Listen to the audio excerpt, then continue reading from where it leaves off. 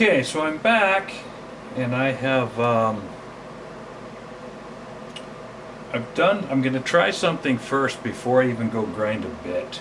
I may regret this, but I am going to go ahead and just take one of my existing bits and put a spin on this neck and kind of show you what my methodology is going to be, because I want to.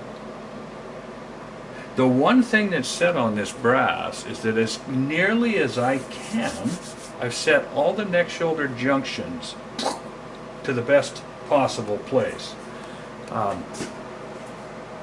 If you watched the last video, that's one thing that I need to reiterate over and over.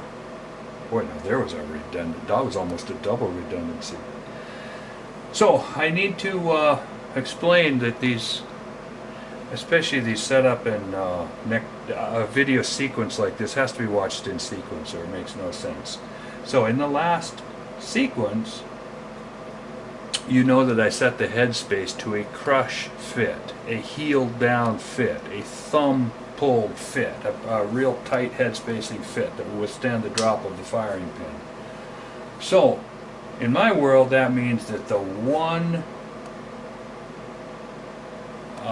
measurement, the one dimension that I can call solid.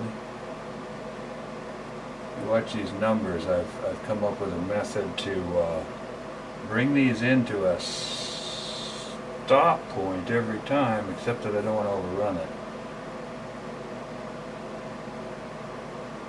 This case has been on and off enough times that it's starting to get loose. So my thought is to bring this into a 0, and that's going to be my stop point. That's going to be the end of the cut on the one dimension that I have set, which is either the shoulder proper in the die or at least the neck shoulder junction, something that's jammed up in. So I'm going to call it the neck shoulder junction, and I'm going to go ahead and take one of these, and using a cutter that I already have, I'm going to come into that neck shoulder junction. I'm going to run a pass on there and just see what happens. Then I'm going to have to take this out and go find out what it does in the gun. I really, really have to believe that I've screwed up. Maybe not. Maybe I can cut carefully up to that shoulder and A, not leave a donut, and B, not screw up the headspace. Frankly, my chances of that are really slim because the donuts are formed by the shoulder brass rolling into the neck. And the neck is my head spacing surface right now. So I'm going to fire this thing up and run some passes. So it's going to go quiet here for a minute while I think and look and try my best to do a little cut here.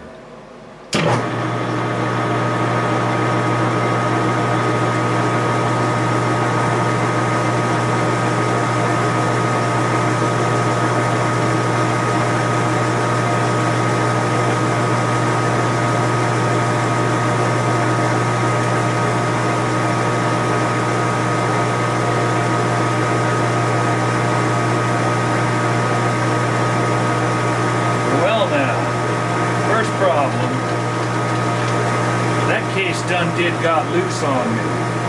So I say done. I think that case has just been fiddled with too much. So I'm going to try this by changing out the case, and that means pull this off, it falls off,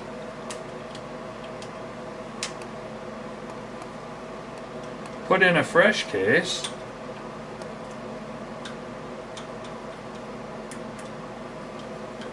run it into my 0 in one pass. See, this is critical. I can't do this on again, off again thing with this method. It gets one time. This might get really slow. And I will come up with a better way in time. But for right now, we're going to crawl these numbers down to 0.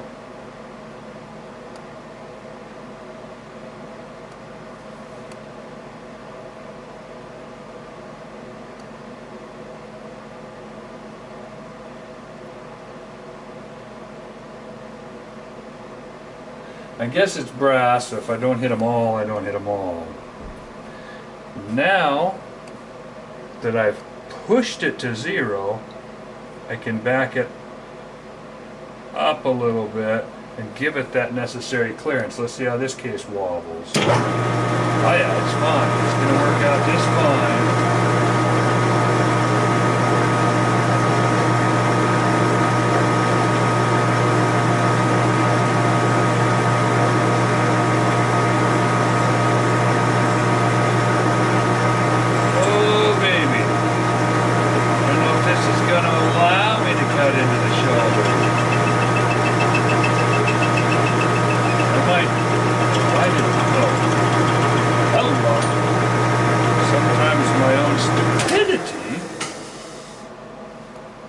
Scares me.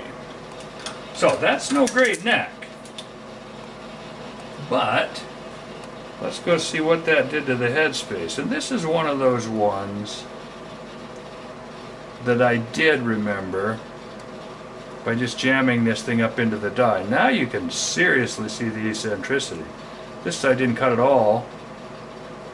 This side, on the other hand, has got a big old Devo in it. You know what? Once I'm here, I'm going to go ahead and put a real one on there. Those are wrecked. Let's see what happens when I put a properly set up case.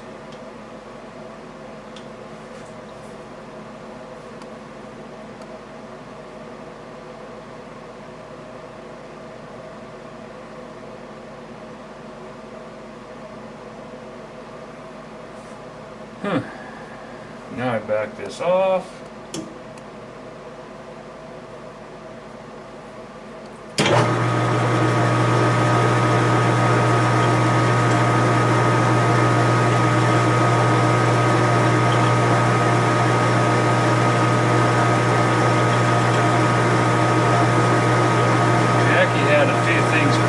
On his when I saw the video that have not been perfected on this one yet. Nope, it is coming loose.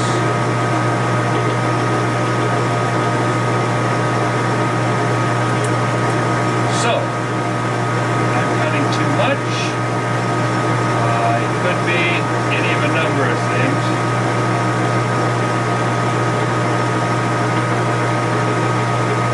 So there you've been witness to my second failure.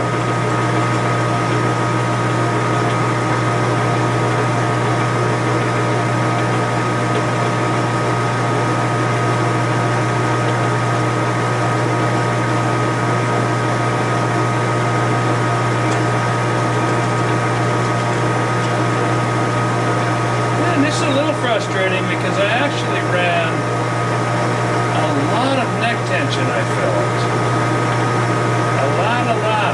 Now, I am turning these way down. It could be that in Jackie's video he's shooting a 268 neck. I'm only turning off a little bit. Maybe that will explain it. All I know is that so far my fail rate is 100%. I've gone 3 for 3. So let's take this back off. You know what it might be? It might have residual wax in these. That's not super nice right there. So, 3 destroyed.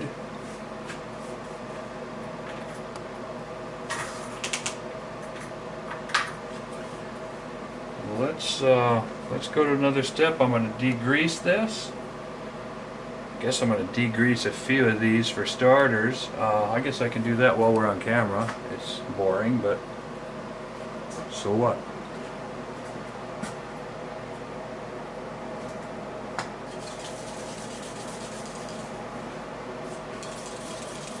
Degreaser that I've got close to hand here. I don't know anything about degreasers. I have them in their raw state. I haven't. This is something I've been using lately at somebody's recommendation, mass airflow sensor cleaner.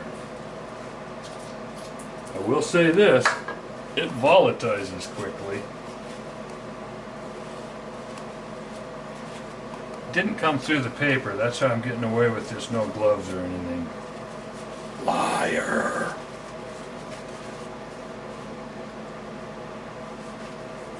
No, I'm just doing it because I'm here. So, I didn't put wax in these, but maybe a little, I don't know. Could be that a little wax got in there. So, we put this on there, going in dry.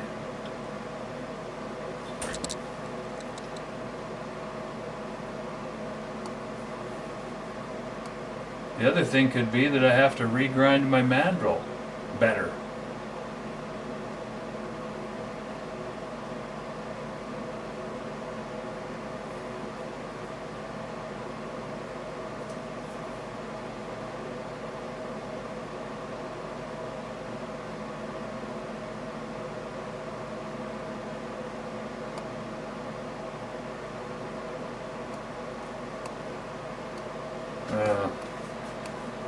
Not at a point where I should even be considering that. So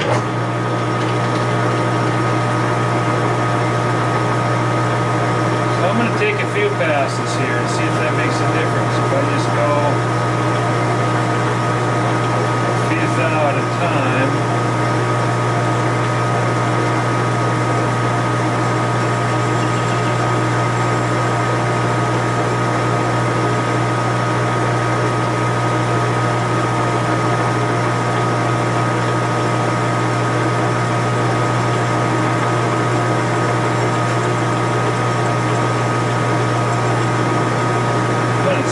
Shoulder. Oh, I'm back to it. I already had it zero.